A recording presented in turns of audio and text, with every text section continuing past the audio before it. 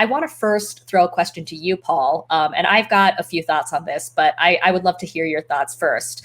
Why do you think so many people were blindsided by what happened in Afghanistan? And I'm not talking about foreign policy experts or, the media or policymakers. I kind of feel like Afghanistan sort of dropped out of the public view for many years, right?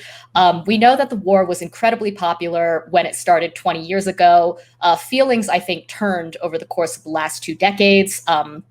I think right up until last weekend, it was overwhelmingly unpopular. And I think something like 70% of, voters or the American public said that we shouldn't be in Afghanistan. But so, like I said, what do you think can explain the fact that the American public didn't really seem to care about what was happening in Afghanistan for, I don't know, the last several years?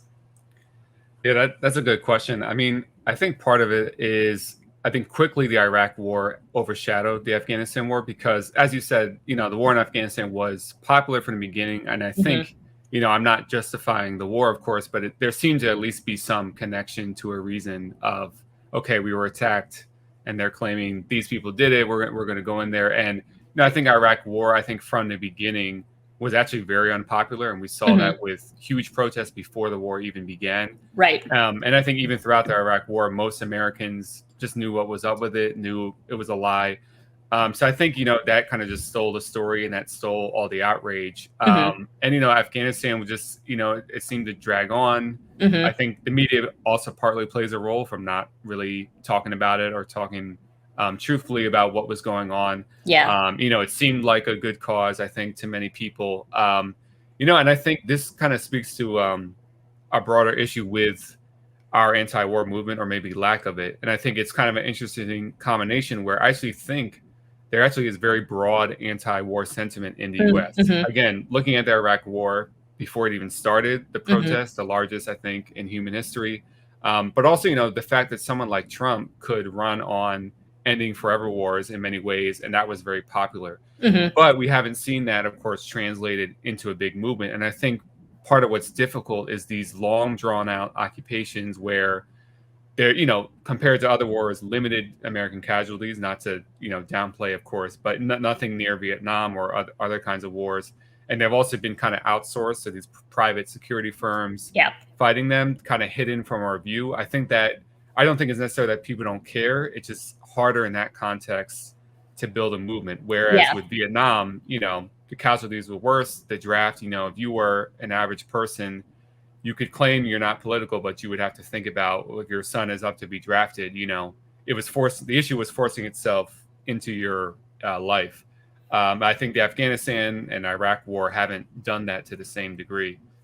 Yeah, when you bring up the kind of broad anti-war sentiment in the US, I absolutely would agree with that. And I was thinking about how, one problem with the just duration, the extreme and ongoing duration of the war in Afghanistan is that I think that, especially because combined with the war on terror and then, very quickly back to back, the war in Iraq, it sort of produced this foreign policy nihilism among the public, I think. And when I say nihilism, I don't mean that, every American wanted to go out and kill everybody, although sure, I'm sure that there were some people who did.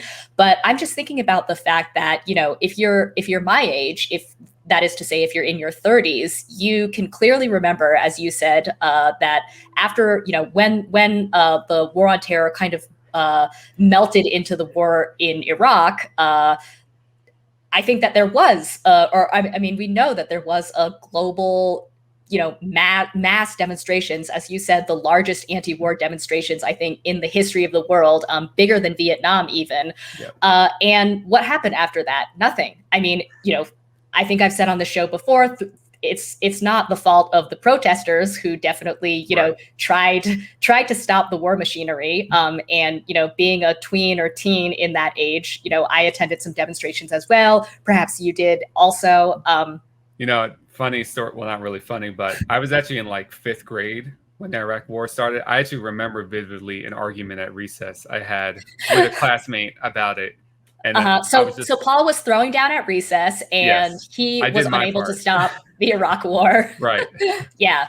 I mean, but that is all to say, I think that what happens when you witness just mass global outrage or mass global dissent against a war, and that not only fails to stop but fails to slow the war machinery at all. I think that it is really difficult to figure out what to do after that. And I want to say, for anybody who's, under 30, if you're in your 20s, that basically means that the US has been at war in Afghanistan right. and in Iraq for basically your entire life. So, like you were saying, I don't think that when I ask, why is the public, or what happened to make the public stop caring, or like why did the public kind of forget about Afghanistan? I think I just asked that question, not to condemn any member of the public right. or anybody for, not paying more attention, which, by the way, we have been seeing from sort of liberal media commentators. And I do want to get to that in a minute. But the whole point here is that I think that the whole enterprise has been completely overwhelming.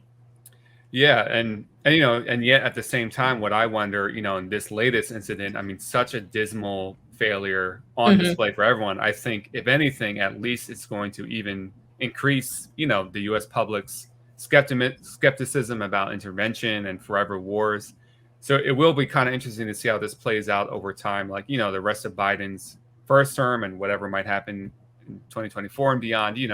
Is it even, I think, call it whatever you want. I think, like, we still live under not Vietnam War syndrome anymore, but I think the Iraq War syndrome, I mm-hmm. think, is still alive with us. And I think it is something the war machine is going to have to think about before intervening, because I think, the public doesn't have much stomach for it. And, I think this is part of the deliberate strategy. Like, okay, let's use drones more mm-hmm, and all mm-hmm. that, anything to kind of like minimize the seeming costs to the American public. I want to briefly mention the Afghanistan papers. So this was a kind of expose that came out in 2019. Actually, let's watch a clip of the Washington Post reporter who broke the story and obtained some of the interviews and records and documents that make up the Afghanistan papers. So this is, what's his name? Sorry, Craig Whitlock. The Afghanistan papers are a collection of documents, or interviews, most of them, with more than 400 people who played a direct role in the war. And these were interviews done by a government agency called the Special Inspector General for Afghanistan, in which they were confidentially asking people what went wrong during the war. For our book, The Afghanistan Papers, one thing we've obtained were hundreds of additional oral history interviews, government reports, and diplomatic cables. What was being told to the public was completely at odds with reality on the ground. We have made remarkable progress. We're not losing a war out here by any means. We are prevailing. They knew the war had been unwinnable. There were literally commanding generals saying we had no strategy, not just a bad strategy, we had no strategy at all. So the Afghanistan papers kind of come out in 2019 and basically confirm what I think lots of people had already suspected, which was that it was a complete quagmire. As the reporter said, the war was unwinnable. The top generals and diplomats and politicians knew that and were continuing to lie to the American people, basically. And I encourage you, if you haven't checked out the Afghanistan papers, definitely go to the Washington Post and look through them. It's kind of incredible, but I want to quickly just hit some of the points that they uncovered, because I think that this is really important. So according to the Washington Post, the Afghanistan papers basically showed that, as I said, year after year, U.S. officials failed to tell the public the truth about the war in Afghanistan. U.S. and allied officials admitted the mission had no clear strategy and poorly defined objectives. Many years into the war, the United States still did not understand Afghanistan. And last but not least, the United States wasted vast sums of money trying to remake Afghanistan and bred corruption in the process. So, like I said, a complete failure, basically.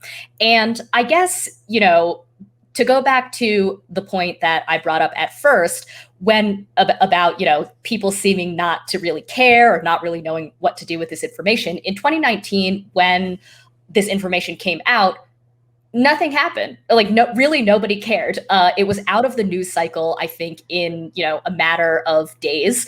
I don't remember many politicians commenting on it. And it was because in 2019, the big breaking news story every day was Trump, right? Trump doing this, Trump doing that, like Trump's gaffes, Trump's just the horror of Trump. No, I mean, I was going to say, I think nihilism is like the perfect word to describe it, because I don't remember my exact reaction to the Afghanistan papers, but Right. I think it's kind of like I saw it, I'm like, yeah, of course, of course this is what's going on, and of course this is also what happened in Iraq, but Right, it's like, but I and others, we all are seemingly powerless to stop it. Right, exactly. Yeah. So yeah. and I again, think that's what I was. Yeah. yeah, and yeah, and it's Sorry. like, of course, it's not that I don't care, but it's like, yeah, What can you do? We all know this is probably what was always going to happen, but we, at the moment, we feel pretty powerless about it.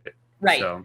I also want to point out also that basically since Bush, every president that the U.S. has elected has campaigned at least partly on withdrawing troops from Afghanistan and ending the war. And of course, that didn't happen until now. But, just to speak to the, I think,